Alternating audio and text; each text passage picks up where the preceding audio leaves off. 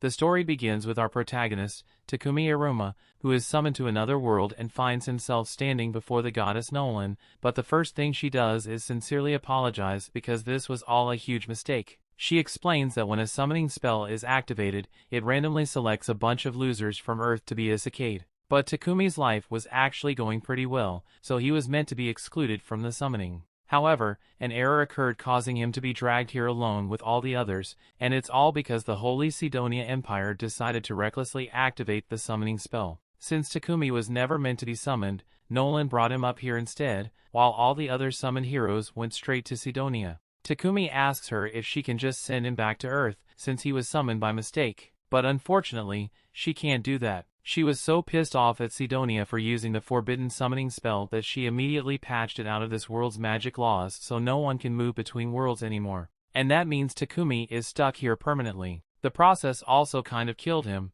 so there's that too. Takumi starts freaking out upon realizing that he's a disembodied ghost, but only tells him he doesn't have to worry because she has a plan. She can't send him back to Earth, but she can give him a new body and have him become a citizen of this world instead. And as an apology, since this is partially her fault, she offers to grant him her blessing to make his life easier. Takumi doesn't really have much of a choice, so he agrees to be reborn into this world, and Nolan is glad to hear that because it makes this a lot easier for her. She tells him to open his status screen to check out the new life he will have, and when Takumi does, he finds out that Nolan is planning to give him a 17-year-old body even though he's 40. Nolan tells him not to bother with the minor details and more importantly, he still needs to pick out his job. She tells him that there are two main classes for jobs, so if Takumi wants something more combat focused, he can pick things like swordsman, knight or hunter. But if that doesn't appeal to him, then he could always pick one of the production jobs instead. Takumi doesn't like the idea of having to fight, so he decides to go with a production job after all.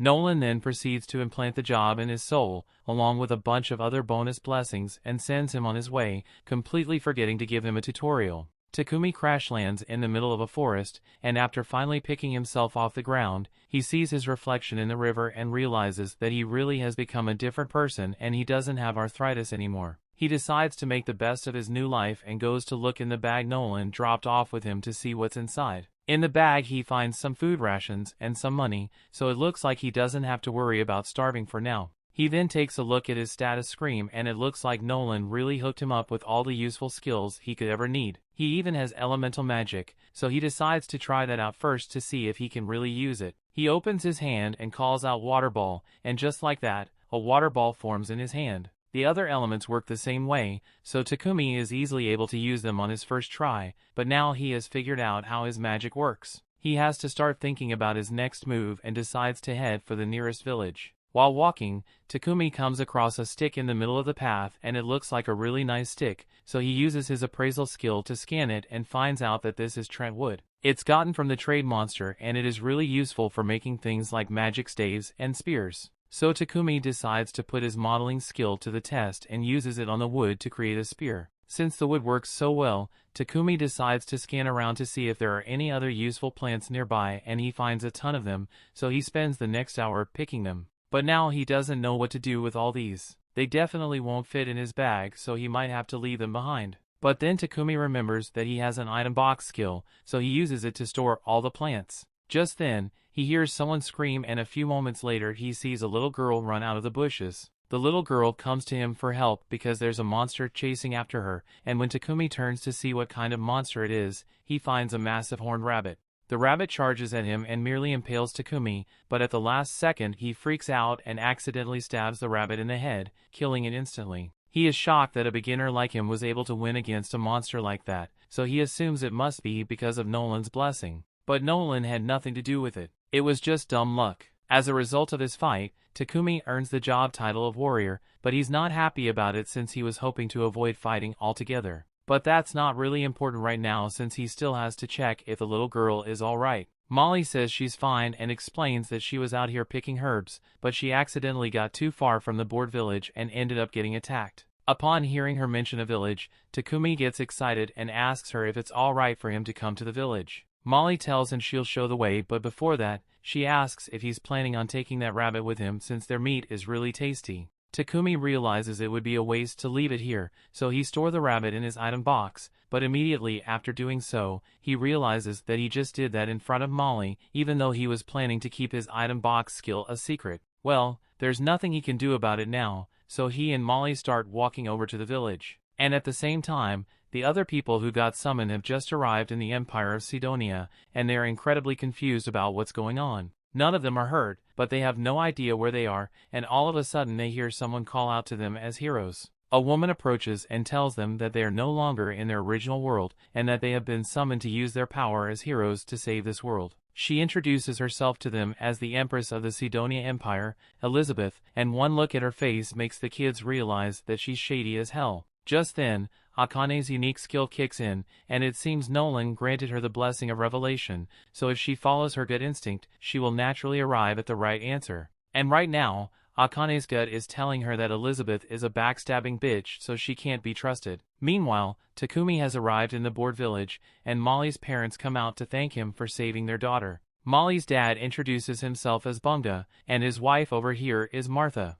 They think Takumi is a really responsible guy to have traveled so far on his own. And on that note, Takumi asks them if it would be alright for him to stay in this village for a while since he has nowhere else to go. They tell them he is welcome to stay, but unfortunately they don't have an inn in the village, so there's nowhere for him to stay right now. But they could always just build him a house though. All the villagers gather around an empty plot of land and are about to begin work, but Takumi wants to make himself at least somewhat useful, so he uses his earth magic to flatten the ground for the foundation. This is the first time he has used magic on such a wide scale, so he almost passes out from mana depletion. The villagers are all amazed that Takumi can use earth magic so easily, so Takumi asks if they think he just did something strange, but they tell him not to worry about it. Since he has taken care of the foundation, the rest of them get to work assembling his house for him. And by the next morning, Takumi's house has been completed. Thanks to his carpentry, blacksmithing, and sewing skills, Takumi was able to make a good set of furniture for himself. But there's something else he's been meaning to try out. He got a bunch of ores from the village blacksmith, Boron, so he wants to try using alchemy to extract the metal. He's got iron ore, silver ore, copper ore, and even some magic iron ore. So he starts off with the iron and tries to make an iron ingot from it. Normally this would require a large furnace and hours of work, but with Takumi's alchemy he can do it all at once, but it drains a ton of his mana in the process. His first attempt at ore extraction was successful and Takumi is really excited. So he wants to keep extracting as much as possible so he can make stuff with it later. A couple of hours have gone by, so Molly comes over to Takumi's house to bring him some dinner, but when she opens the door, she is shocked to find him passed out on the floor looking like he's been sucked dry. Takumi had overdone it with the ore extraction and nearly died from mana depletion, but Martha and Bunga gave him a recovery potion, so he's alright now and can keep practicing his alchemy, although they made him promise not to overwork himself anymore. Over time, Takumi extracted a bunch of iron, copper, and even a bit of gold too, so he was able to make a ton of useful tools with them. And once he was done with alchemy practice, he would spend time with Boron in the forge learning how to make all kinds of weapons. The play turns out really well, and once Boron is done making the sheath, it will be complete. Takumi's blacksmithing skill is now level 40, so he's done practicing that for now and decides to move on to something else. He goes over to Bunga and asks if he can borrow a couple of potions, and Bunga has no problem lending him some, but all the potions are basic so he won't get much use out of them. Takumi tells him that that's fine, since all he needs is a template for what a potion should look like. He's thinking of making some potions of his own with all those herbs he gathered in the forest, and Bunga is happy to support Takumi in any way he can, so he offers to buy some potions from him if he completes the first batch. Takumi thanks Bunga, and after he gets the basic potion, he starts working on his own version. He makes it with some hillcock leaves and water, and when he's done, he puts it in a glass jar so he can compare it to the one he got from Bunga. Both of them are blue, but the one Takumi made is notably more blue than the one he got from Bunga. Plus, it seems to have magic in it, but Takumi isn't sure if this is a success or not. He's going to have to test the potion himself to make sure it isn't harmful, but he doesn't want to end up dying if it turns out to be poisonous, so he decides to build up some poison tolerance. And the best way for him to do that is to eat whatever this is until he's about to die, and then use healing magic to cure himself. He's been doing this for a couple of hours now, and he feels like absolute shit. On the bright side, curing himself so much has granted him the purification skill, and that's definitely going to come in handy at some point. As Takumi is getting back to his feet, he hears a noise behind him and finds a massive boar staring him down. The boar clearly isn't friendly, so Takumi grabs his spear and gets ready to defend himself. But as the boar charges at him and he tries to use the spear, it shatters on contact, leaving the boar unharmed and Takumi without a weapon. He tries to use all the magic he has available to him, but none of them do any damage to the boar, so he's starting to panic here. And just when he thought things couldn't get any worse, he notices a poison spider behind him and it looks like it's getting ready to attack, so Takumi is completely cornered. However, instead of attacking him, the spider attacks the boar instead, causing it to miss Takumi. But the boar is still coming for him, so he has to think of something fast. So far, all of his physical attacks have failed, but there's still one thing he hasn't tried yet. As the boar charges at him again, he jumps into the air and at the moment of contact, he uses his alchemy skill on the boar's head and breaks it down. Thanks to his quick thinking, he managed to survive, and now that he's safe, he decides to go check on the spider since it helped him out earlier. The spider is in really poor shape after it got hit by the boar. He decides to heal it so it doesn't die, and afterwards he gets up so he can return to the village. But then he receives a notification telling him that he has successfully tamed the spider. He didn't realize it was even possible to take a spider, but he's hesitant to take it with him since the spider is considered a dangerous monster. However, the spider hits him with the cutesy eyes, so he decides to accept it as his pet anyway, and to make it official, he names her Maple. A little while later, Takumi returns to the village and shows everyone the giant boar he killed. They are all amazed that he could defeat something like that, but even more so that he managed to tame a poisonous spider since no one has ever managed to do that before. That aside, Takumi suggests that they all share the boar since he can't finish it alone, so that night a massive feast is held in his honor. While everyone else is having fun, Bunga brings the valuable leftovers from the boar to Takumi and tells him he can sell them for money if he heads to the nearest city, Bolton. So that will be Takumi's next destination. All the while, Goddess Nolan has been watching over him and she's really happy with how well he is progressing. One of her fellow goddesses asks her what she's hoping to achieve by giving Takumi such special treatment. She gave him a special body, a special blessing, and on top of that, she can send him a whole year into the past before Sidonia actually activated the summoning spell that brought him here. But Nolan says she doesn't have a particular reason for it. She's just doing what she thinks is right. The story continues. We see one morning, Takumi finds himself tied up in bed, and he already knows Maple was the one behind it. Maple apologizes, but Takumi has been so busy lately that she felt really lonely and just wanted to get his attention. Takumi realizes he has been so focused on his work that he barely spends any time with Maple, so he decides to take a break from work for the day and play with Maple, which makes her really happy. Just then, Martha walks in to bring Takumi some lunch. It looks like something weird is going on between Takumi and Maple, but Takumi assures her that it's not what she thinks. Martha takes his word for it, but she can't help but notice that the silk Maple produced looks really nice, so she plans to milk Maple dry of as much silk as she can make. Later that day, Martha has successfully created a spider silk shirt, and all the ladies in the village are in love with the texture of the fabric. Takumi hadn't realized spider silk was such a hot commodity, so the ladies explain that spider silk is a luxury item, so only nobles ever get to buy it. Martha asks Maple if she could make some more fabric for her, so Maple starts squirting it out. But this is going to take a while,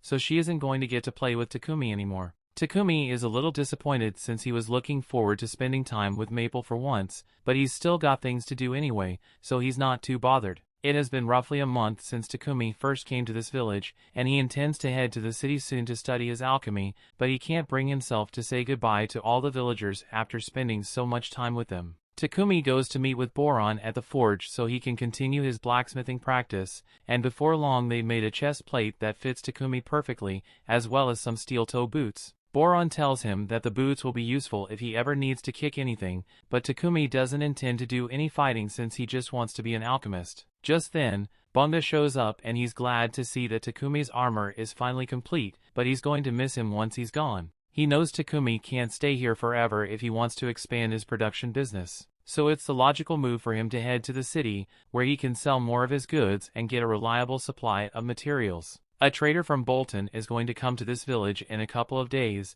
so Bunga arranged for Takumi a ride with him on his way back to Bolton. They are sad to see him go, but they know this is for the best, so they tell Takumi to start getting his stuff ready. Takumi thanks them for all their help and starts heading back to his house so he can pack up. But along the way, he runs into Martha while she's carrying a bucket of meat. He asks her what she's up to, so Martha explains that she's on her way to throw away the innards of a horned rabbit that Bunga caught. Apparently the innards are the most delicious part of the rabbit, but they need to be processed thoroughly to remove all diseases and parasites. This village doesn't have the equipment necessary to do that, so she has to throw the meat away so no one gets sick. However, Takumi tells her that won't be necessary since he can just purify the meat. He bends down and uses purification magic, so the meat in the bucket should be safe to eat now. But while Martha is indeed thankful, she is equally stunned that Takumi can use light magic. She tells him that he probably shouldn't reveal that he can use light magic when he leaves this village, because there are very few people in this world who are capable of that. So if people found out he could use it, it would draw a lot unwanted attention.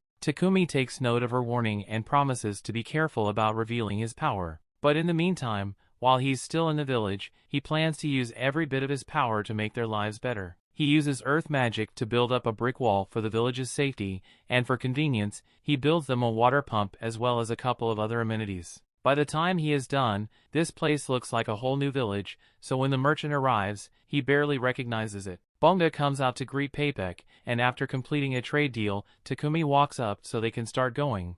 Paypek has already heard a lot about Takumi from Bunga, so he introduces himself and everyone asks if Takumi has all his stuff ready. Takumi assures them he hasn't forgotten anything, but there is one thing he wants to give them though. He pulls out one of his potions from his bag and gives it to Bunga. He already dropped off about 100 of these bottles at Bunga's house, so in the event of a disaster, he wants Bunga that he use these to heal any injuries. Paypek is left in shock after seeing the potion Takumi made, so he asks to take a closer look and it is definitely a high-level potion, although Takumi doesn't seem to realize it. The rest of the villagers soon show up to bid Takumi farewell, so Paypek says he will wait for them to finish their goodbyes before he leaves. Molly says goodbye to Maple, who's sleeping in Takumi's sack, and Martha hands him an outfit she and the other ladies made for him out of maple silk. Takumi is really grateful for their thoughtful gift and thanks everyone once more for being so kind to him, even though they haven't known him long. He then gets in the carriage and all the villagers give him a huge send-off, telling him he will always be welcome in their village. As Paypek and Takumi head for Bolton, Paypek mentions that the people of that village seem to really love him. Even the others in the carriage can tell that Takumi was practically family to them, and such a goodbye really tugs at Heath's heartstrings. By the way, these guys are heading for Bolton as well, so the blonde guy introduces himself as Heath, the redhead is Riel, and the gloomy-looking guy over there is named Booger. They are all part of a C-rank party named Lion Fong, and they are currently acting as Paypek's bodyguards, although this region is pretty peaceful, so there isn't actually much for them to do. Riel notices that Takumi is holding onto his bag really tightly, so they ask him if something precious is inside and Takumi answers, saying his pet killer spider is sleeping inside. The group can't believe Takumi managed to tame a killer spider, so Riel asks to see it, but he's being really creepy about it, so Maple ends up head-butting him in the face. Takumi begins apologizing profusely for what Maple did, but the others tell him there's nothing to be sorry about since Riel deserved it. In fact, Heath wouldn't be surprised if Maple's encounter with Riel makes her fear all humans from now on.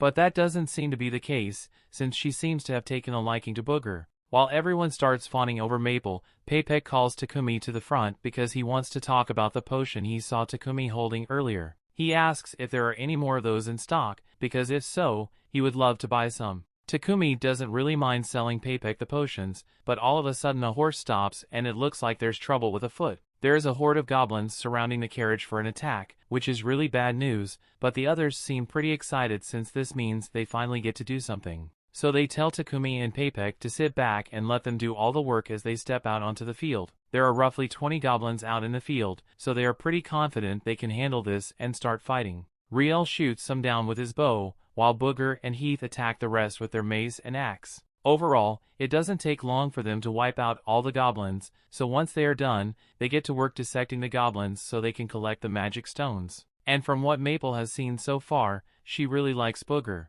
She hates Riel and she doesn't really care about Heath. Shortly after, everyone got back on the carriage and their journey continued for the next 3 days until they finally arrived in Bolton. Once they enter the city, the members of Lion Fong head to the Adventurers Guild to report the success of their bodyguard mission. And Takumi follows them there, since he needs to register with the guild to stay in the city. He would have preferred to register with the Alchemist Guild, but there isn't one here, so he's going to have to become an adventurer instead. The receptionist, Hans, tells Takumi that he can just use the Adventurer Guild card as his identification, and as long as he does his simple quest once every month, it won't expire at all. Takumi ends up registering as an adventurer and also presents Maple as his pet. After all the registrations are complete, Takumi heads to Paypek's trading company to work on a deal for the potions. He has roughly 103 different potions in stock, and all of them are of extremely high quality. So Paypek is prepared to pay 10 silver coins for each healing and stamina potion, and 50 silver coins for each mana potion. Takumi does some quick math in his head and realizes that he would make over 7 million yen from this single deal. He thinks that's way too much money, but on the contrary, Paypek informs him that he could have made a lot more money if he already had a reputation as a producer. On that note, since Takumi intends to become a producer in this city, Paypek recommends that he get a house with a workshop attached for convenience reasons, but Takumi hadn't even thought about where he would be living once he got here. Paypek decides to help him out a little and calls for his assistant Thomas, so he can show Takumi a good property with an affordable rate. However, when Takumi finally sees the house, it looks way more like a mansion, so he doesn't think he can afford it. Thomas assures him that the mansion is quite affordable, and he can guarantee that there are no ghosts here, so he won't have to worry about that. Takumi spots the workshop connected to the house and he starts considering the purchase since this place would be really accommodating for his work, and he can afford to pay for it since he got a lot of money from selling those potions to Paypek. After a little deliberation, he eventually decides to pay for the mansion, so he tells Thomas he'll take it. Thomas is glad to hear that and says he will get started on the paperwork immediately. So Takumi can move in tomorrow if he wants, but as they are walking through the city streets, Takumi smells something foul in the air. Thomas can tell that the smell is bothering Takumi, so he explains that the foul stench is coming from the sewers. Rich people have magical purifiers to clean their sewage, but the main city sewers have no such luxury. Magic purifiers are really rare since they are only found in ancient ruins and dungeons, so they are too expensive to implement in the city sewers. Some priests are periodically hired to manually clean the sewers with purification magic, but the sewers are still filthy most of the time. The next day, Takumi and Maple move into their new house, and the first thing Takumi wants to do is find a solution to the sewer problem. He gets a piece of quartz and clay from Paypek's company, and after using magic to shape it, he uses fire magic combined with space-time magic to bake it quickly. After doing that for a while, Takumi's mana was completely drained, so he had to drink a couple of mana potions.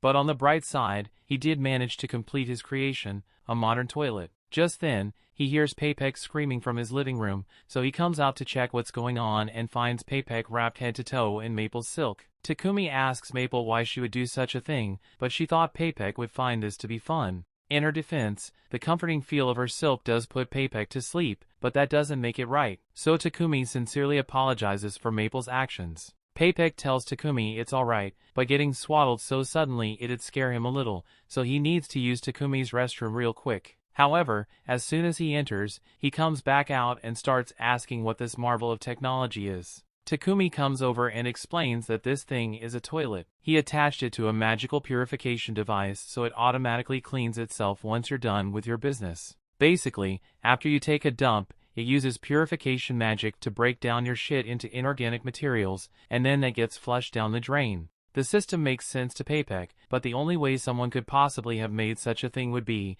if you had an aptitude for light magic. Takumi realizes he may have messed up since Martha clearly warned him against using his light magic openly, so he asks Paypek to please keep this a secret for him. Paypek understands why Takumi would want to keep his abilities a secret, so he promises not to tell anyone, but he absolutely must have some of these toilets, so he asks Takumi if he can make 100 of them for him. Takumi is hesitant to agree since making just one toilet was a lot of work, but since Paypek is being so insistent, he agrees to do it as long as Paypek can provide the raw materials. Paypek is really happy to hear that, but he can't expect Takumi to make all those toilets by himself, so he suggests that Takumi should make a slave contract. Takumi is taken aback by the suggestion since he would never want to get a slave, but Paypek points out that if Takumi is trying to keep his abilities a secret, then it would be best to get a slave to help with his work, since his slave will be bound to secrecy. Having aptitude for light magic is a really good big deal since it means you were chosen by God, and as such the Church of Divine Light would probably come after Takumi to force him to work for them. They make a lot of profit by monopolizing purification magic, so Paypek doubts they would be happy to learn that commoners can have access to cheap purifications through Takumi's toilets. But Paypek or he has an idea of how to get around the church, so Takumi doesn't need to worry about it for now. The most important thing is making sure that the church doesn't find out about his light magic. That's why getting a slave would be the best option for him, but Takumi is strictly against slavery, so he says he will just do all the work by himself. Just then, his guild card begins glowing, so Takumi takes a look at it, and it displays a message saying he needs to complete a verification quest to maintain his status as an adventurer. So it looks like he won't have time to make the toilets by himself after all, so he caves and agrees to buy a slave. Paypek takes Takumi to the Mulan Trading Company, since they are the most ethical slave traders around. Paypek goes off to talk with the owner so he can get Takumi a good deal, and in the meantime, Takumi heads out into the garden because it looks pretty. There he finds a beautiful elf girl sitting on a terrace, but the second she sees Takumi,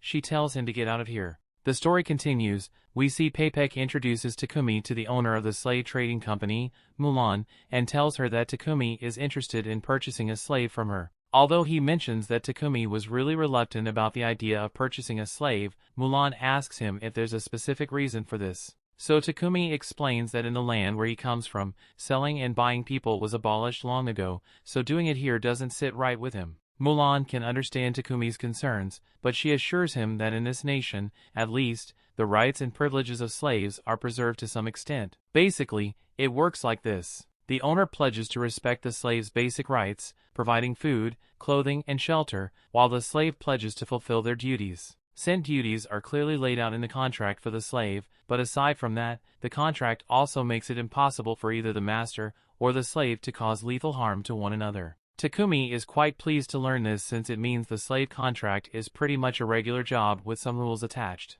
Mulan goes on to explain that there are several different kinds of slave contracts. In the case where someone becomes due to debt, they will be contracted until they earn enough money to pay back that debt. Other contracts are more permanent and are usually taken by criminals or people who end up being captured in war as an alternative to death. However, the large majority of slave contracts are made by those who were illegally forced into it by bandits. Paypek thinks the most suitable one for Takumi would be a war slave, since they can't be released without their master's permission, and while Mulan could certainly make that happen, she asks why there is a need to make sure the slave can never leave Takumi. Paypek starts talking about how talented Takumi is with production, and how he doesn't want his secrets to be stolen, but Mulan wants to hear the reason from Takumi himself. Takumi explains that he is a producer, so naturally he would like to focus on his work as much as possible. But that's a little hard to do, since he also has to fulfill quests from the Adventurers Guild. He's currently living in a mansion, so he will need someone to help manage it while he does his work, and do some particular skills he possesses.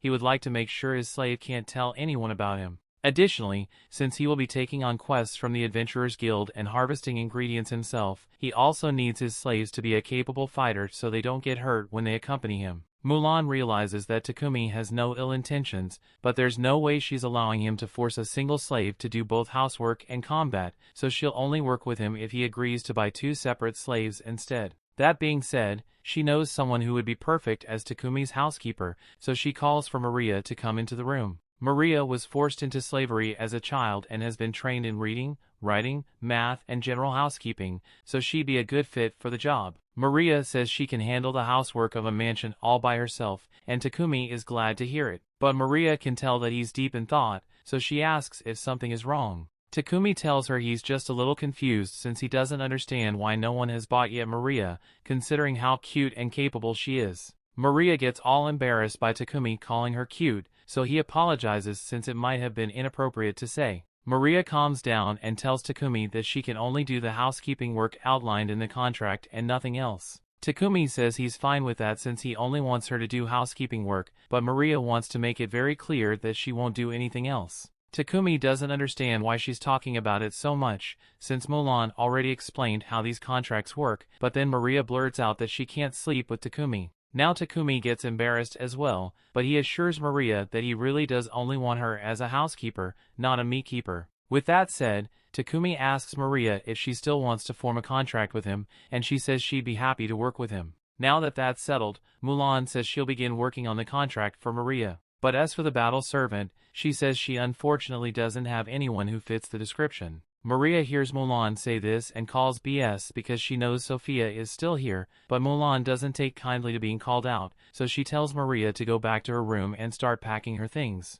Once Maria is gone, Takumi asks Mulan if what Maria said was true, and Mulan admits that there is a battle slave in the building, but she doesn't think Sophia would be a good fit for Takumi, since she's got a lot of problems. Mulan wants to end the discussion here, but Takumi is kind of curious about Sophia, so he asks to see her. Mulan reluctantly agrees to take Takumi meet Sophia, and when they arrive at her room, Sophia is surprised to see that the visitor is the boy she met in the courtyard earlier. Mulan informs Takumi of Sophia's history, and explains that she was captured as a slave of war in the battle between the Kingdom of Triaria and the Kingdom of Yugur, although this all happened more than 50 years ago. Takumi is shocked to find out that Sophia is more than 50 years old, so Mulan goes on to explain that the Kingdom of Yugur was an elf nation and elves naturally live long lives. Sophia hasn't been able to form a contract with anyone because she has a hideous scar on her ears and her right hand and left leg both have impaired movement. This soup already be a deal breaker for anyone looking to buy a battle slave, but on top of that, she also lost use of the elemental magic that elves are most known for,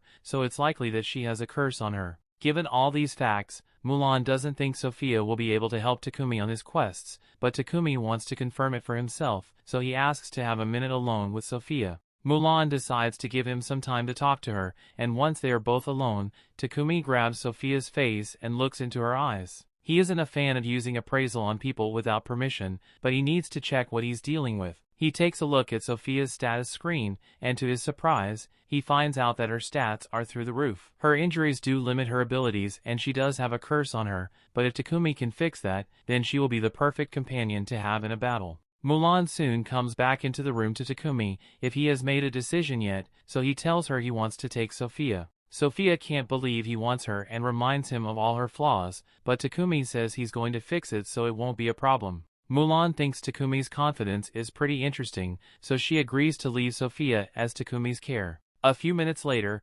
Mulan finalizes the terms of the contract, so the final step is to execute it. The three of them gather together, and Mulan uses magic to bind them to the terms of the contract. So once she's done, Maria and Sophia officially become Takumi's slaves. Maria thanks him for purchasing her and promises to work hard to live up to his expectations, and so does Sophia. The three eventually return to Takumi's house, and as soon as he opens the door, Maple comes jumping out because she's excited to see him again. Both Maria and Sophia are worried for Takumi's safety, so Sophia is about to attack Maple. But before she does, Takumi stops her and explains that Maple is actually his pet, Killer Spider. The two find it strange, but they decide to just act like it's normal, and a little while later, Takumi shows them to one of the empty rooms in the mansion. Sophia and Maria really like it, so Takumi tells them that Sophia can have this one, and Maria can take the room next door. Neither of them can believe that Takumi is willing to give them their own rooms, but it's not like he's using the rooms anyway,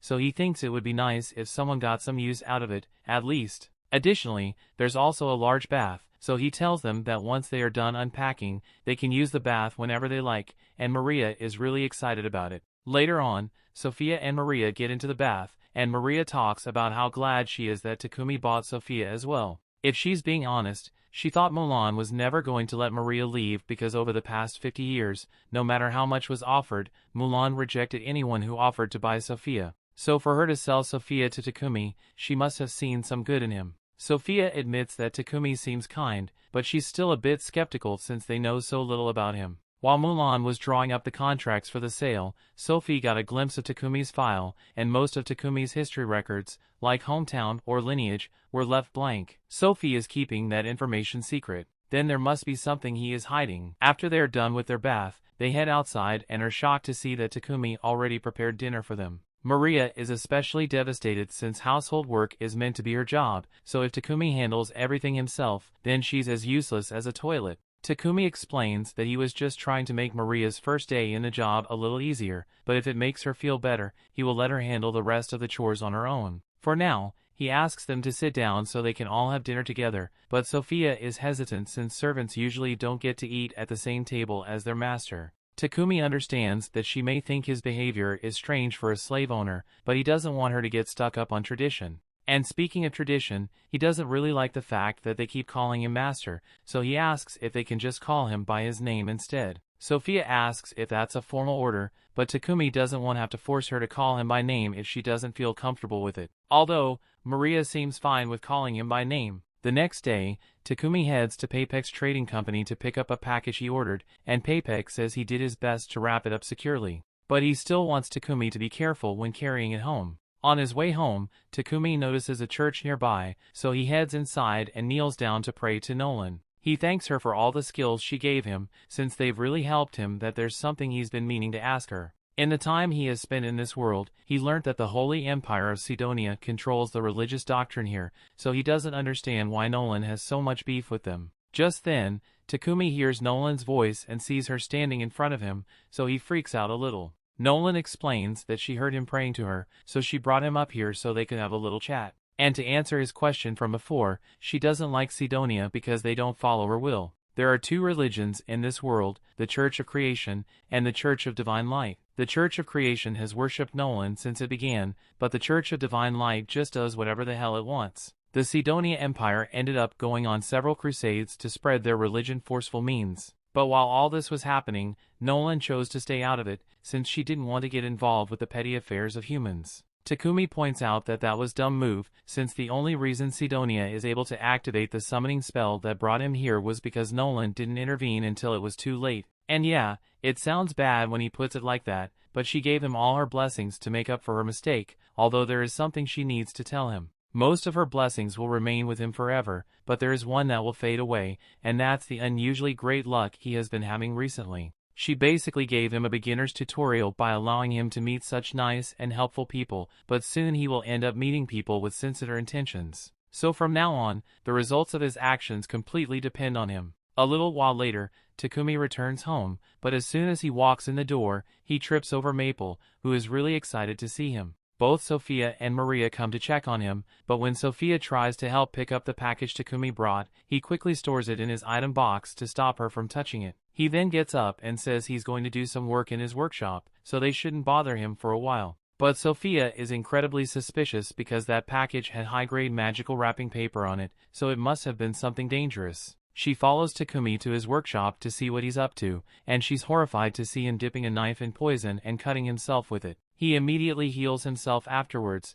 but you've got to admit, he looks crazy doing this. So as soon as he randomly mentions Maria's name, Sophia thinks he plans to do something to her and attacks him. Or at least she tries to, but she faints from exhaustion almost immediately, so she just collapses on top of Takumi. Takumi checks her status to figure out what's wrong with her, and he discovers that she is suffering from extreme exhaustion, likely due to her curse. Wounds like this normally wouldn't be that difficult to heal. But because of the curse, it takes a lot of effort for Takumi to finally heal her hand, and once he's done, his light magic levels up. He later carries Sophia up to her room, and since his light magic leveled up, he now has enough power to dispel her curse. So he pours all this magic into it, and eventually he's able to fully heal Sophia, as well as lift her curse. She's still unconscious due to the exhaustion, but she should be fine once she gets a little rest. Couple hours later, Sophia wakes up and when she sees Maria, she warns her to run because from what she saw, she is sure Takumi is an absolute lunatic. Maria doesn't know what Sophia is talking about,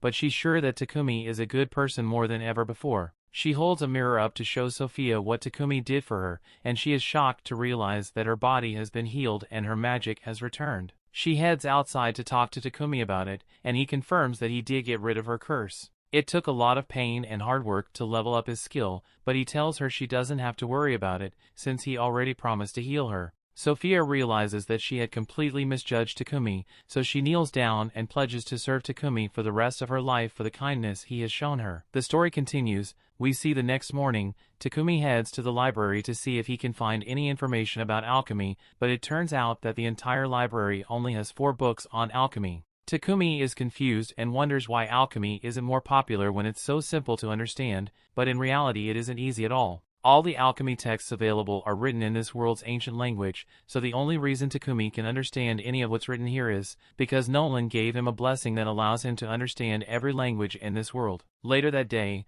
Takumi, Maria, and Sophia finish making a bunch of toilets, and while there's still a lot more to go, they're making good progress, so Takumi thinks he should be able to take a break for toilet making for a while. If he won't be making any more toilets for now, Maria asks Takumi what he intends to do and Takumi answers that he plans to go on some journeys in the near future. Specifically, he wants to try finding new alchemy ingredients, and while he's at it, he wants to see the unique sights this world has to offer and maybe explore some ruins along the way. He already plans to take Sophia with him as his bodyguard, so he's going to have to ask Maria to stay behind and take care of the house while he's gone. However, Maria doesn't like the sound of that. She asks Takumi if she can accompany him on his journey, but he doesn't think that'd be a good idea since the journey is bound to be dangerous. Plus, he mainly hired Maria because he needed a maid to take care of the mansion, so it would defeat the purpose if he took her with him. Maria understands Takumi's point, but being left alone in the mansion would make her feel terribly lonely, so she pleads the Takumi to reconsider. Takumi would feel bad about leaving Maria all alone, but before he makes any decisions, there's something he needs to check, so he grabs Maria's face and uses appraisal to check her stats. And unexpectedly, Maria is pretty stacked. Don't get me wrong, she's not overpowered, but she could definitely handle herself in a fight, so Takumi agrees to bring her along for the journey as long as she's sure she can handle. Sophia says she's willing to teach Maria how to use magic and fight to make sure she is ready for any possible threats, and Takumi likes the sound of that, so he asks Sophia to train both him and Maria. Since they've decided that Maria will be joining the expedition, Takumi thinks it's about time he starts making equipment for everyone. So to start, he asks Sophia what kind of weapon she would like. Sophia doesn't hesitate and begins listing off an entire arsenal of weapons she would like, but that's to be expected since she is an experienced warrior. Maria, on the other hand, doesn't know much about weapons, but she did receive a little short sword training from Mulan, so she tells Takumi that a set of battle knives will be fine for her. However, Sophia points out that having only battle knives will put Maria at a disadvantage when it comes to reach, so she should probably get a spear as well. Maria doesn't know how to use a spear, so Sophia offers to give her a quick training bondage to show her the basics. And while they do that, Takumi begins working on the weapons. Doesn't take him long to finish crafting all the blades, but it drains a ton of his mana, so he has to drink a mana potion to recover before he can continue. The final step for the blades is for Takumi to cast an attack and auto-repair enchantment on them, so he doesn't have to perform maintenance as often, and once that's done, the blades are finally complete. Now he's going to move on to the handles, but since Maria requested for battle knives, she's going to need a sheath for them. And even though Takumi is a gentleman, he's still a man of culture, so imagining Maria's thick thighs with knives on them nearly makes him pass out. Moving on, the next thing he needs to make is the armor for the girls, but rather than simply asking them to let him measure their sizes, Takumi has a much better idea. He opens up his item box and pulls out 2 life-size dolls of Maria and Sophia he had already made with his Appraisal X skill, but don't ask why he made them though. As for the armor itself, Takumi plans to make it using maple silk and some of the hide he got from the armored boar. And when it comes to the design, he's never had the chance to make armor for others before, so he decides to let his mind run wild and try out all his outfit fantasies with those dolls. After several days and several redesigns, Takumi finally gives the armor to Maria and Sophia, and it looks great on them. He asks the two if they like it, and both are honestly surprised by how well it fits, despite the fact that Takumi never asked for their measurements. It's almost as if he had duplicates of them that he could test the outfits on, but that would be crazy, right? Takumi changes the subject before they start getting suspicious, and asks them what they think of the weapons he made for them. Sophia pulls out the sword Takumi made for her and she says it feels perfect. The same goes for Maria as she tests out her battle knives and she is grateful for the equipment he made for her. There's one more thing Takumi made for the two of them, so he pulls out some rings and tells them it should help with their magic casting. Sophia and Maria accept the rings,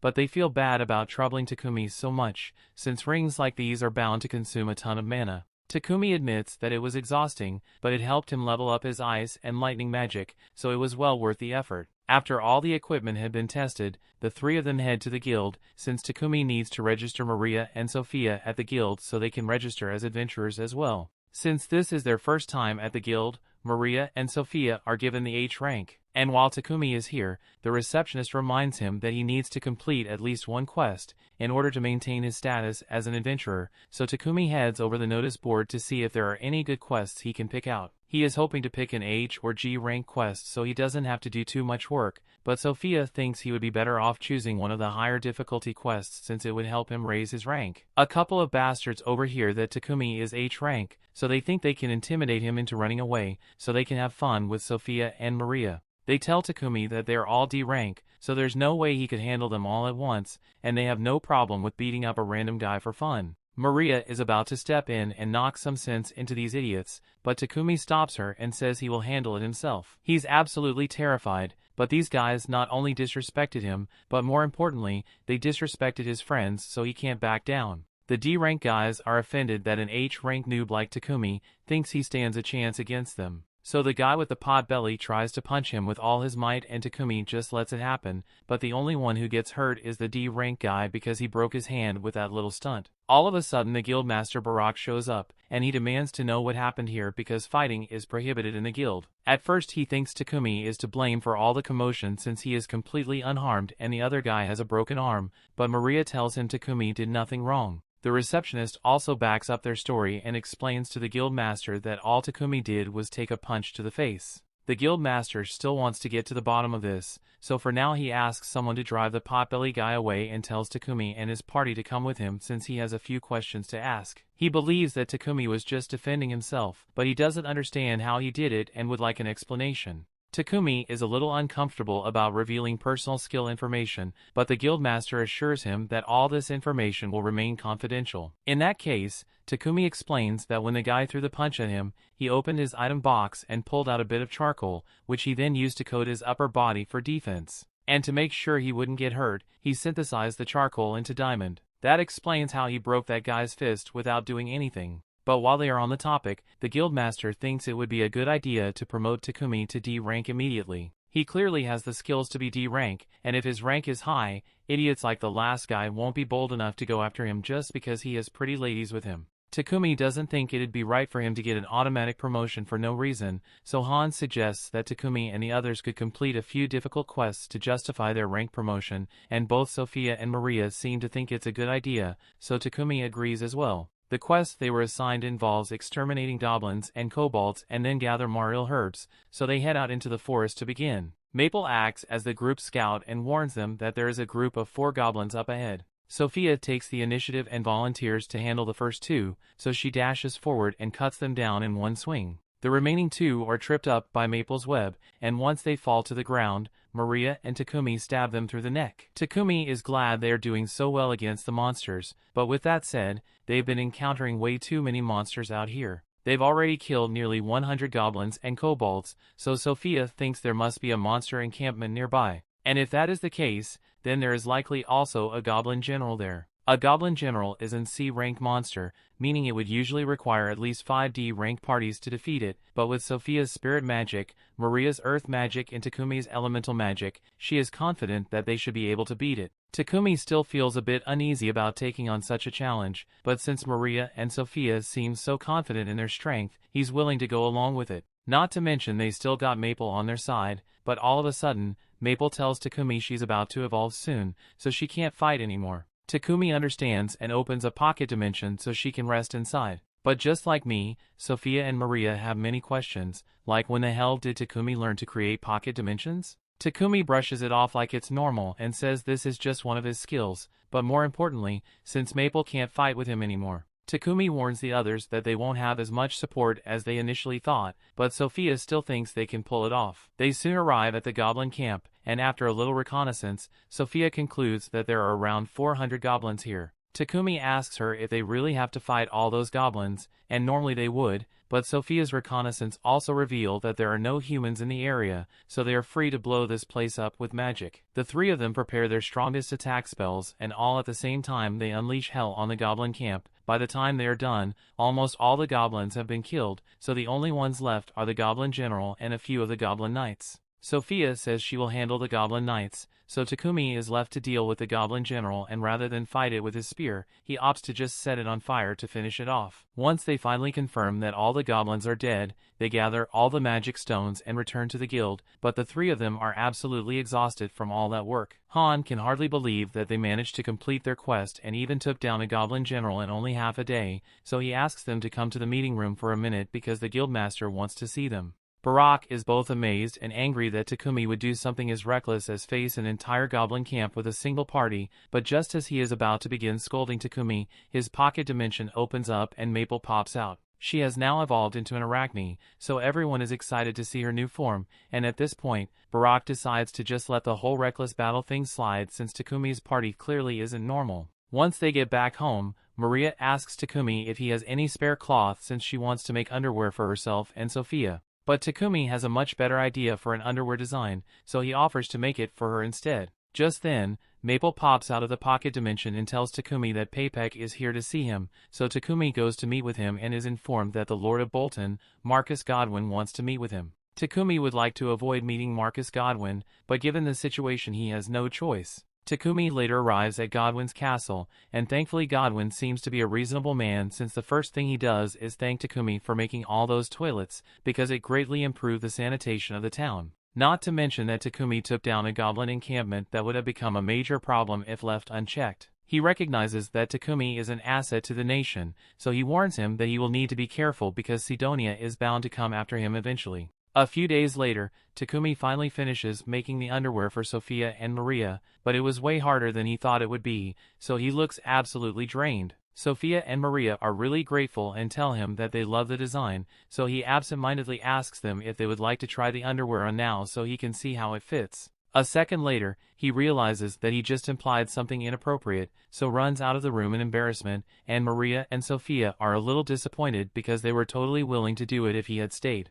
The story continues. We see after all that excitement, Takumi had to cool off, so he decided that his next project would be to create refrigerators. Once he is done, he explains to the girls that the fridges will be used to keep food cold so it doesn't go bad, and they are all excited to feel the cold air coming from it. To create the fridges, Takumi synthesized iron, chromium, and nickel into stainless steel, and then he added a magical device enchanted with cooling magic. But unfortunately, his fridge can't run Halo. Even so, Maria thanks Takumi for it, since she can now cook with fresh ingredients whenever she wants. Takumi intends to give one of the fridges to Maria, and the other two will be sent over to Papek so he can sell them. And once that's done, Takumi plans to move on to his next project. Sophia asks him if he's going to be making something new again, but actually Takumi is thinking about making some adjustments to their equipment. There are a few things he has been wanting to tweak ever since their fight with all those goblins, and since they'll be traveling soon, Takumi wants their gear to be as good as possible, so he'd like to make a set out of mithril and adamantite. Takumi heads to the guild to ask Hans if there are any blacksmiths around who know how to work with adamantite and mithril, but the metals are really rare, so there aren't many people who fit that description. If Hans had to guess, the only people who would be able to handle it are the dwarves from Namstal, but that's a long way away, so Takumi can't go there. Takumi accepts that he isn't going to be able to find a suitable blacksmith after all, but before he leaves, Hans tells him about a city known as Horus near the kingdom of Barkula, and if Takumi heads there, he should be able to mine some mithril and adamantite, although he might have a little trouble getting in since only members of the blacksmith guild are allowed into the mines. Luckily, Hans knows of a great way around the rules. Let's say hypothetically, of course, that Takumi just happened to accept a quest to exterminate the monsters that appear in that mine, and hypothetically happened to come across some mithril along the way, nothing would be stopping him from mining the metals then. On that note, the guildmaster appears out of nowhere and says he has the perfect quest for Takumi. He explains that the guild has been running low on tree wood lately, and winter's coming, so they need someone to gather some. The tree ants usually wander around the Horus mines, and since Takumi is looking for an excuse to go into the mines anyway, the guildmaster thinks he should be fine with doing a little wood collecting. Additionally, since Takumi is heading there anyway, the guildmaster wants him and his party to escort someone, but this is starting to sound like a lot of work. Takumi has never handled an escort mission before, so he asks why the members of Lion Fong can't do it instead. The guildmaster explains that Lion Fong is currently out on a separate mission, so they can't do it, and Takumi is the only other person he can ask. Takumi eventually agrees to take on the escort mission, but he still doesn't know much about the route to Horus, so he asks Hans how long it takes to get there. Hans tells him it takes 7 days if you go by horse-drawn carriage, but it'll only take 4 days if you use a monster horse instead, since they are twice as fast as regular horse. Takumi thinks the monster horse is a great idea, so he asks if he can take one of those, but unfortunately, Riel shows up to tell him that all the monster horses are already being used by Lion's Fong. Hans is surprised to see Riel back so soon, but Riel says he and his party aren't done with their quest yet. He just happened to kill a black buffalo along the way, so he came back to drop it off before it went rancid. He's gotta head back out in the morning so he can catch up with the rest of Lion's Fong,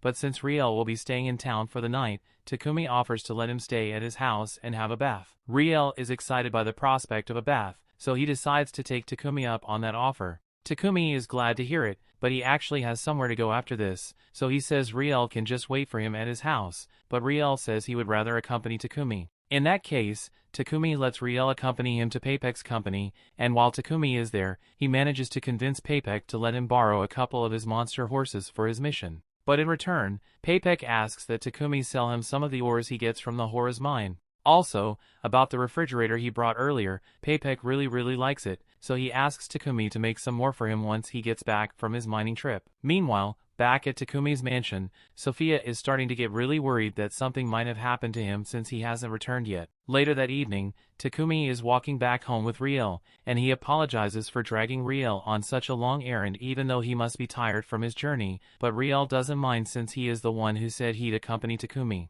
Just then, Riel senses someone watching him and Takumi with great hostility. Riel can already tell that he can't beat this person with the equipment he has on hand, so he grabs Takumi's hand and starts running. However, the assailant swiftly catches up to them and kicks Riel across the face. She then reveals herself to be Sophia, and she is convinced that Riel must have been trying to kidnap Takumi, so she is prepared to cut him down without question. However, before she could kill Riel, Takumi jumps in front of him and tells Sophia she has the wrong idea about the whole situation. After explaining what's going on, Sophia kneels down to sincerely apologize to Riel for nearly killing for no reason. Riel is alright, so he forgives Sophia, but he has a lot of questions he wants to ask Takumi after this, and the list of questions only gets longer when they finally get to Takumi's house and Riel finds more cute girls there. He asks Takumi what's going on, so Takumi explains that he needed a maid to take care of a house and someone to guard him, so he hired Sophia and Maria. And then there's Maple, who happened to evolve at one point.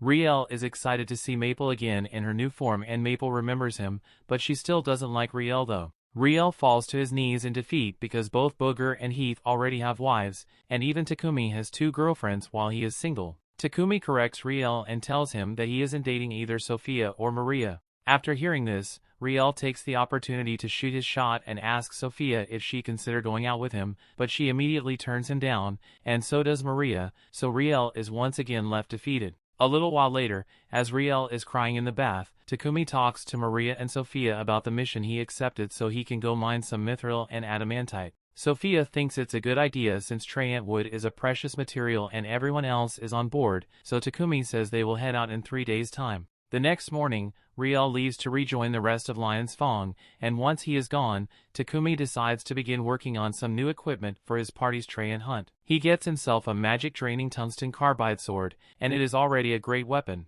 but it's too big to use as it is now, which is why Takumi plans to break it down. He tries using his alchemy skill on it, but the sword seems to be resisting him, so it takes a lot more effort than usual. But eventually Takumi is able to break the metal down and make 2 separate blades with it. The blades drain the mana of any opponent who is cut with it, so Takumi is happy with the results, although it left him totally drained. 3 days later, Takumi and the others meet with Papek to collect the carriage he promised to give them, and the guy the guildmaster asked them to escort is already waiting inside. So Takumi goes to talk to him, and the man introduces himself as Gambo. The group sets out, but along the way they have to stop by a field, so Takumi and the others can hunt their Traiants. As they enter the forest, Sophia spots a Traiant trying to blend in with the other trees nearby, so she points out to Takumi and he charges forward to eliminate it. The Traiant tries to attack Takumi in the process, but Sophia and Maria have his back, so he is easily able to chop it down. However, that was just one Traiant, so they've still got an entire forest's worth to take down.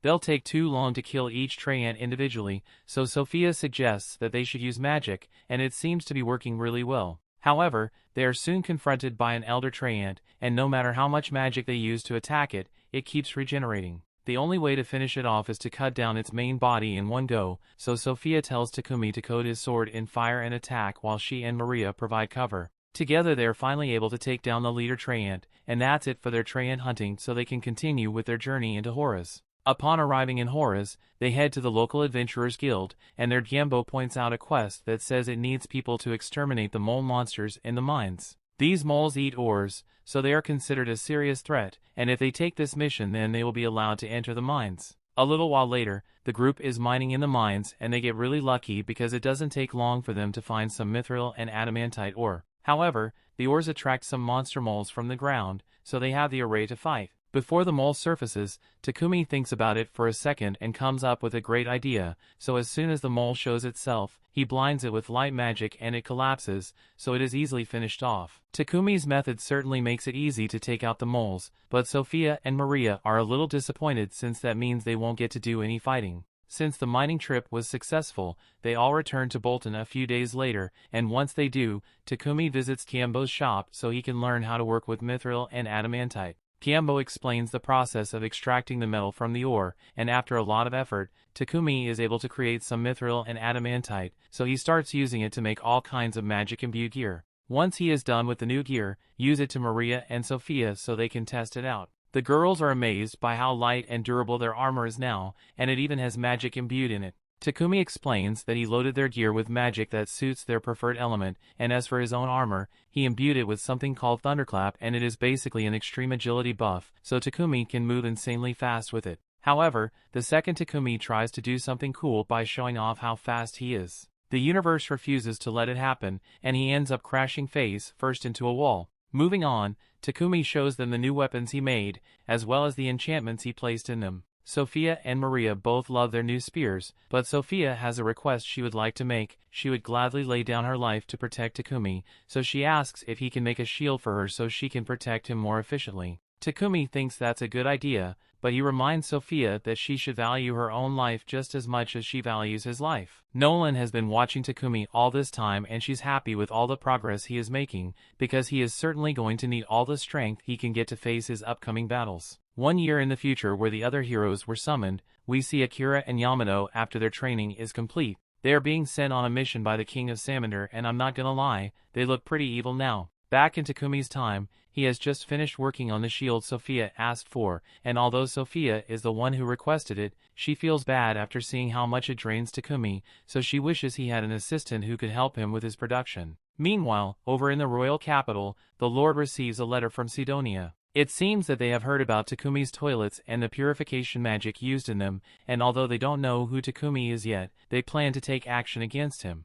The story continues. Said action involves the church sending a messenger to meet with the king of Barkula. After learning about the toilets of purification magic that are used in Barkula, the Church of Divine Light issued an appeal to the Pope in Sidonia. As a result, they got the Pope to declare that purification magic is a gift from their god, and they want to be only ones who can use it, so they demand that the king of Barkula hand over the patent for the purification magic circles. And additionally, they demand that the king tell him who was behind the creation of these purification devices in the first place. The king listens to the church's demands, but seeing as those are some stupid demands, he is choosing to ignore them. The church's messenger is shocked that the king would dare to go against the church, so he threatens to order all the church priests in Barkula to return to Sidonia at once. However, the king isn't scared of that threat and in fact encourages him to do so. Takumi eventually hears about the king's decision, and he's glad the king didn't sell him out, but he's also a little worried about the king rejecting the Church of Divine Light so harshly.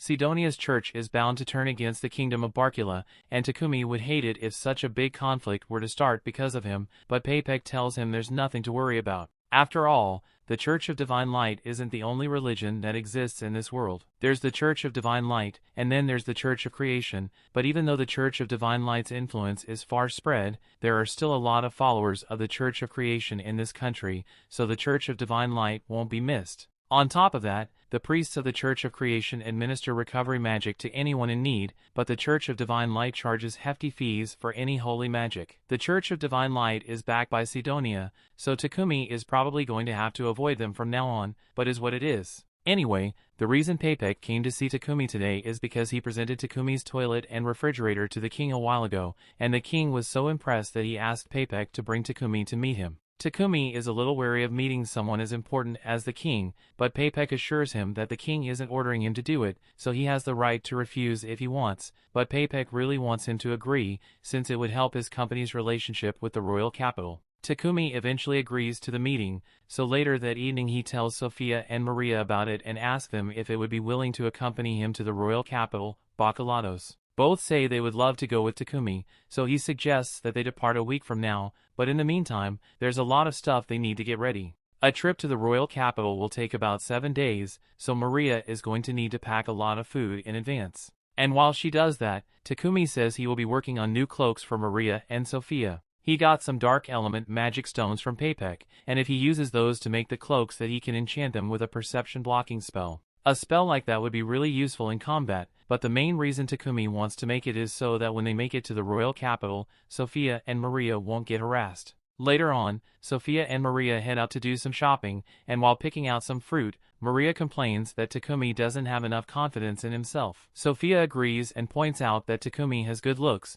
has an amazing talent for alchemy, and an incredible knack for invention. She continues listing off all of Takumi's good qualities, but Maria notices how enthusiastic Sophia is when she talks about Takumi, so she gets the feeling that Sophia might be in love with him. Sophia denies having such impure thoughts and says she only loves Takumi as her master, but Maria knows there's a love story in there somewhere. Meanwhile, Takumi is back at the church in town and kneels down in front of the statue of Nolan to pray to her. Before long, light begins to shine down on Takumi, and he finds himself up in Nolan's domain, where she warmly greets him. It's been a while since she last saw Takumi, and she heard about his invitation to the royal capital. So if he's here to pray for safe travels, then he should have brought an offering for her. Takumi tells her that he's just here because he has a few questions he wanted to ask her. The goddess that the Church of Divine Light worships is called Anat, so first he asks Nolan if there's really another goddess besides her. Nolan asserts that she is the only real goddess here, but if that's the case, then Takumi asks what Anat is meant to be. Nolan doesn't want to reveal too much, so she says Takumi will find out about that when the time comes. While he's here, Takumi also asks Nolan if she knows what's become of the other heroes that were summoned with him. It has been 10 months since Takumi got here, and normally something like heroes being summoned from another world would cause a huge commotion, but Takumi hasn't heard anyone talk about it. Nolan comes clean and admits that when she summoned Takumi, she messed with time a little to send him 1 year into the past, so the heroes technically haven't been summoned yet. It'll be another couple of months before the heroes get summoned, but Takumi doesn't understand why she would go through all the trouble of sending him back in time, so he asks for an explanation. Unfortunately, Nolan says his time's up, so she won't be answering any more questions for now, and she also asks him to bring her sweets as an offering next time he visits her. Takumi tries to tell her he has more questions to ask, but Nolan chops him on the head, knocking him back down to the mortal world. Takumi later wakes up on the floor of the church and he gets the feeling that Nolan was avoiding his questions about the other heroes, but he has no intention of getting involved with them in the first place,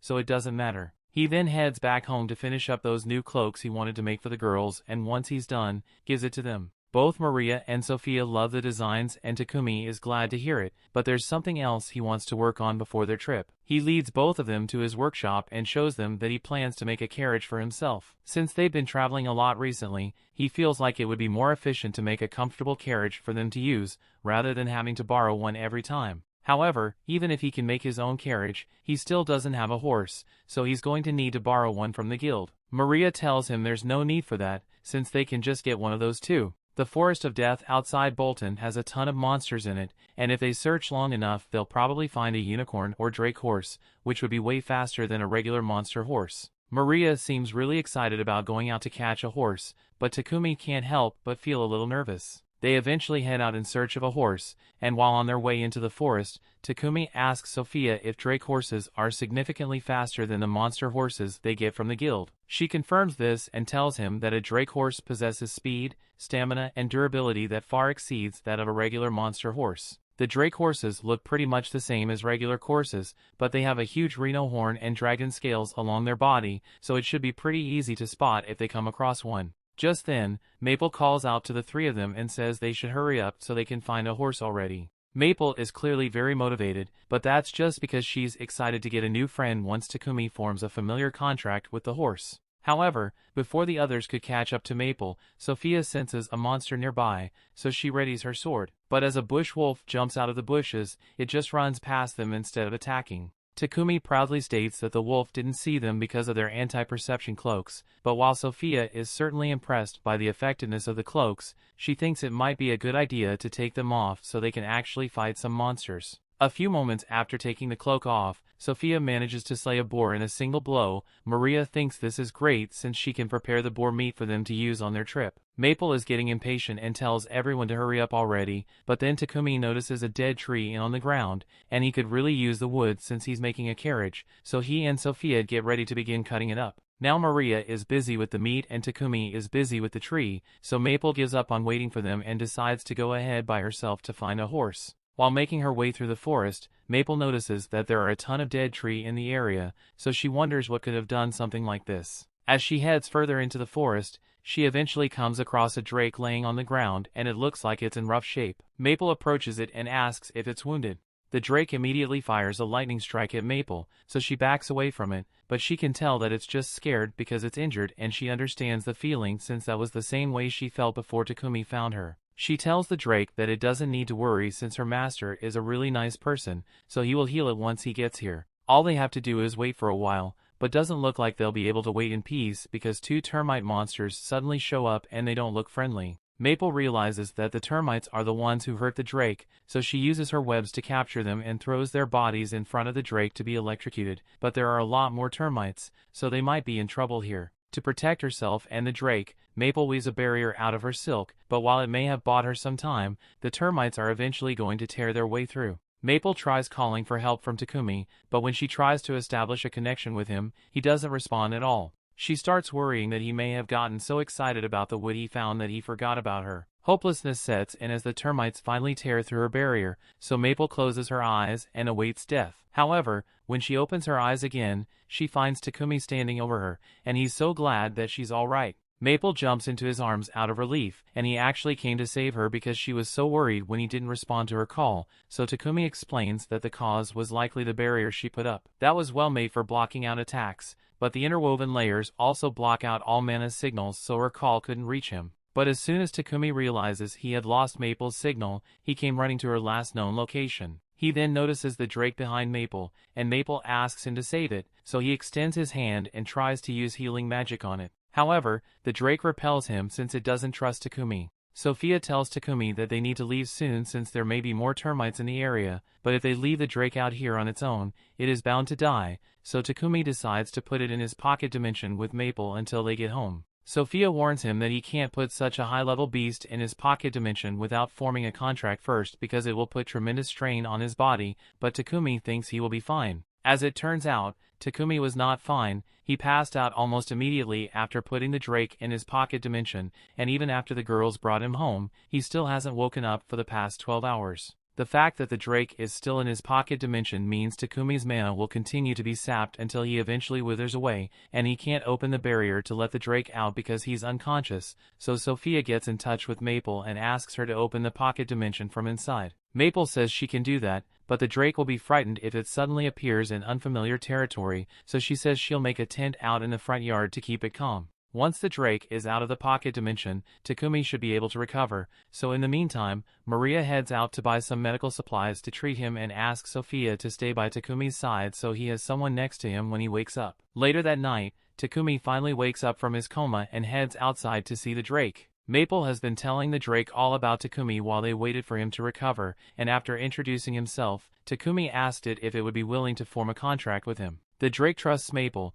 and since Maple is vouching for Takumi, it agrees to the contract. Now that Takumi has tamed the drake, he can finally use magic on it without having to worry about backlash, so he immediately casts High Heal on the drake to heal all its wounds. In the next moment, the drake is able to stand on its own again and is back to full strength. But now that she's officially one of Takumi's familiars, he has to come up with a name for it. Since he names Maple after a leaf, he decides to keep the theme and names the drake, Camellia, after the tree that retains its leaves all year round. Maple is glad that Camellia is all better now, and since everything has been settled, Maria calls everyone inside for dinner because she made a lot of tasty food and Takumi hasn't eaten in a full day because he was unconscious.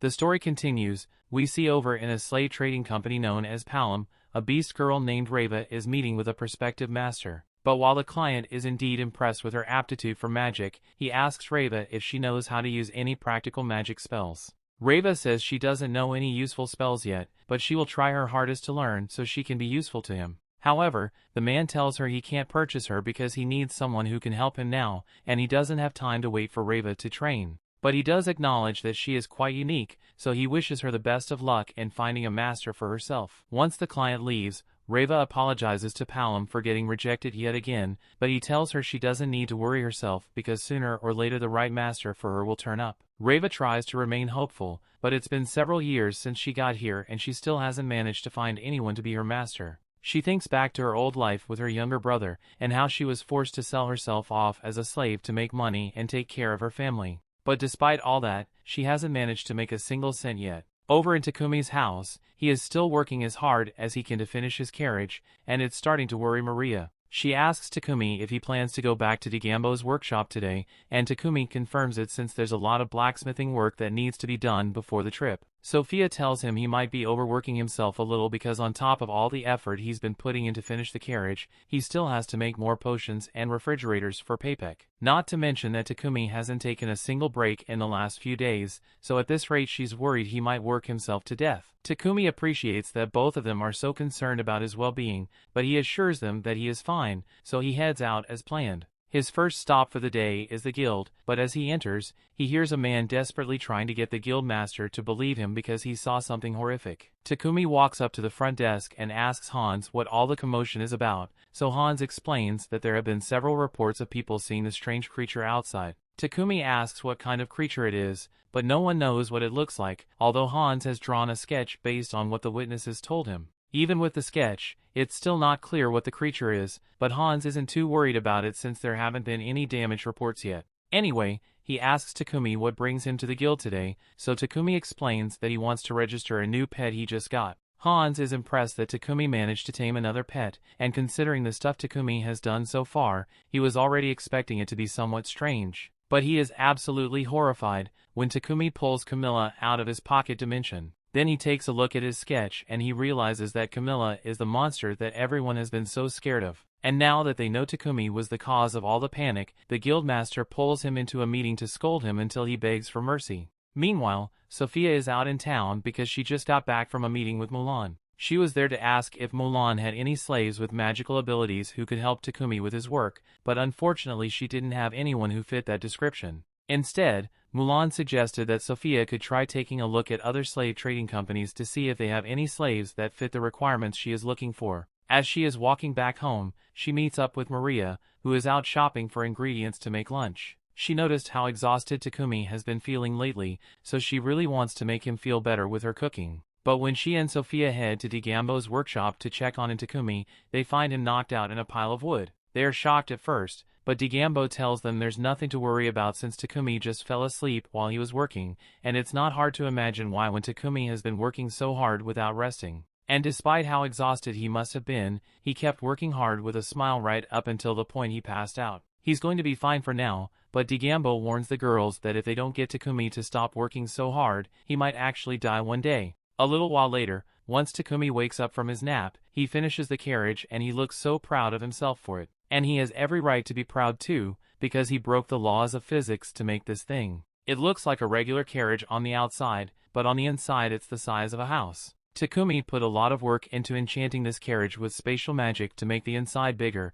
and he even outfitted it with all the daily necessities, so even the longest road trips will feel comfy. Everyone hops in so they can take it out for a test ride, and Maria is having the time of her life driving it. Even though the carriage is moving at terrifying speeds, you can hardly feel any vibrations from the inside, so there's no risk of motion sickness. They've still got time before their scheduled trip, so Takumi tells Maria that she can make suggestions on anything she wants him to add to the carriage. And since he offered, she asks him for death spikes. Spikes on the side have no useful functionality whatsoever, but it'd be cool though. Takumi acknowledges Maria's suggestion and promptly ignores it, so they carry on as usual, and a few days later it is time for their trip. They pull up to the city gate and meet Lion's Fong there, since they'll be the ones escorting them on their journey to the capital. Paypek and the others soon arrive as well, and since everyone is here, Takumi thinks it's time for them to get going. However, before they leave, Paypek is a little curious about what a carriage built by Takumi would look like, so he asks if he can take a look inside. Takumi tells him to go right ahead, so Paypek steps inside, and the second he sees the house inside, he freaks out. He frantically begins asking Takumi to tell him how he managed to make such a marvelous carriage and offers to pay him handsomely for the information, but he has some sense knocked into him by Lord Godwin because he doesn't want Paypek to make Takumi uncomfortable. But then Godwin starts loudly exclaiming how he would love to have a carriage as wonderful as Takumi's, and while he's not ordering Takumi to make one for him, if Takumi were to give him one as a gift, he would be so thankful that he would be willing to pay 100 platinum coins. Takumi does some quick math in his head and realizes that 100 platinum is roughly 1 billion yen. And with that kind of money on the table, how could he refuse? For now, the group sets out on their journey with Takumi and his party in his carriage, while Godwin and Paypek use their own respective carriages. As they ride, Godwin talks to his assistant about how much of an asset Takumi has become for the kingdom ever since he showed up. He is sure Takumi will eventually reach even greater heights, but all his accomplishments are bound to draw unwanted attention. And while the king and Godwin will do everything they can to shield Takumi from threats within the kingdom of Barkula, the Empire of Sidonia will still be very difficult to deal with. Speaking of the Empire of Sidonia, we take a look into the future after the other heroes were summoned and Akane is reading an old Sidonian history book to gather as much information as she can. The book talks about the goddess Inat that Sidonia worships, and it says she created humanity in her likeness. Then she created beastmen from beasts and elves from sprites, all to serve under mankind. That is why beastmen in the Empire of Sidonia are treated so poorly and Akane can't stand it. Back to Takumi's time, he and the others have just arrived at the capital, and Takumi is happy they managed to make it here safely without being attacked. But the only reason for that was because Takumi's party kept wiping out all the monsters that got even slightly close to them. In fact, Lion's Fawn literally did nothing the entire time, even though they are meant to be the bodyguards here. Just then, Peipek approaches Takumi and says he has something to talk to him about, so once they reach the inn, he tells Takumi that he wants to give the king a carriage similar to the one Takumi made for himself. He already talked this over with Lord Godwin, and he thinks this would be the perfect way to demonstrate Takumi's expertise to the king,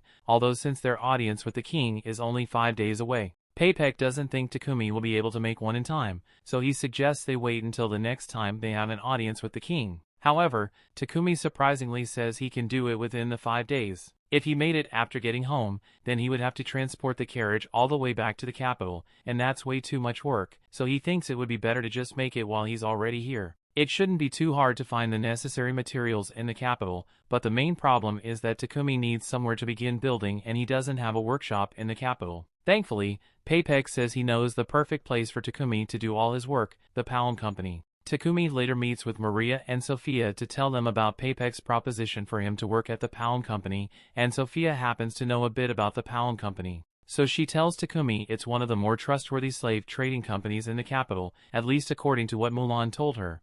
Peipek got permission for Takumi to use one of the Palm Company's old detached buildings, so as soon as the materials arrive, Takumi intends to begin working on the new carriage. However, Sophia refuses to let that happen, so she tells Takumi that he needs to get himself an assistant. He nearly worked himself to death building the first carriage, and now he wants to start working on a second one without stopping to take a break. Even a workaholic like him has to realize that he is being reckless with his health, so Sophia asks him to get himself another slave while they are at the Palm Company. Takumi understands that Sophia and Maria are genuinely worried for his well-being, so he agrees to get a new slave, and the next day he meets with the owner of the Palm Company. Takumi tells him that he is looking for a slave to help him with his alchemy, and since Takumi is currently working on a carriage that has various magical elements, Palm assumes Takumi would need a slave who has magical aptitude. While Takumi is having his meeting, Sophia is standing outside, but all of a sudden Maria comes running up to her in a panic because she can't find Maple anywhere. Maple said something about wanting to explore the Palm building earlier,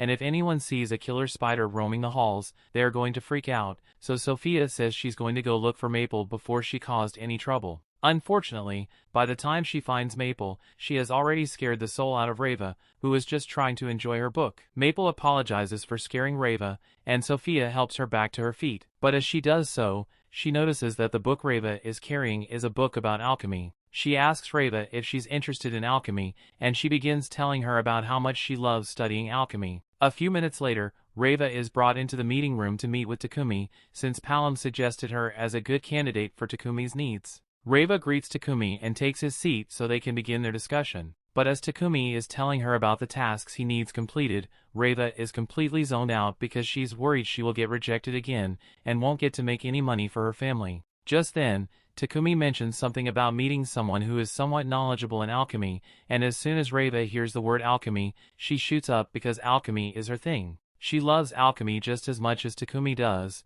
so the two start talking about their favorite methods and theories, and Takumi is so impressed by her that he decides to give Reva a little quiz. He tears a piece of paper out from one of his journals and asks her if she can figure out what this magic circle is for. Reva takes one look at it, and she can tell that it's a recomposition circle used to make sweets, but there's something off about it and she doesn't know what it is. She starts having an exam-induced panic attack and starts crying because she can't answer Takumi's question. She tells him she doesn't know the answer because this isn't the same candy spell she knows, and she was fully expecting Takumi to reject her for failing his test, but on the contrary, he extends his hand and invites her to join his party. She was actually right about the circle being used to make candy, but it was slightly different because Takumi uses different ingredients in his candy. Nevertheless, Takumi thinks it's amazing that she was able to figure out what the magic circle was just by looking at it, so he tells her he would love to have her as a part of his team. Since Takumi has accepted Reiva, Palom creates the contract between them, and Reiva is glad to finally be employed,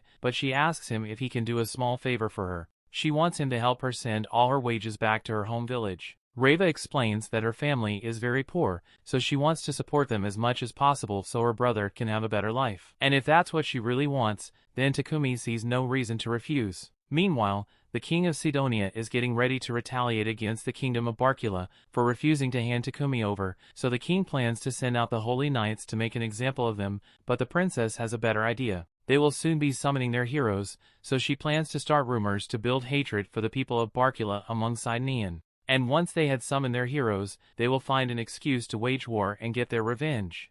That brings the episode to an end. Thanks for watching. Want next part? Subscribe the channel and turn on notification bell.